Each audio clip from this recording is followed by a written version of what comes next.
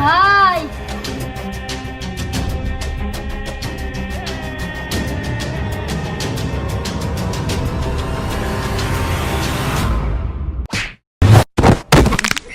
ওরে মা, সোজাই তো সিঁড়িতে নামবের হত্তি বাপসুদা লাভ দিবের গিলি কে? এমনিতে কোনো মিশন পাতেছিলাম না, এখন তো তাও যাবে কামের ব্যবস্থা হয়ে গেল। কি কাম? আল্লাহর নামে করেন দান। আরে আপনার জন্য তো আমি একটা মিশন নিয়ে যাইছিলাম, আর এই মিশনটা যদি আপনি কমপ্লিট করতে পারেন তাহলে আপনি যাই চাবেন তাই পাবেন। লোভ দেখায় অন্য কাউকে দিয়ে করাইতে পারলেও আমাকে দিয়ে করাইতে পারবি না। তাইলে আর কি, 1 কোটি টাকার ডিল ছিল, এখন আর একজনের দিয়ে করাবানি। কি 1 কোটি?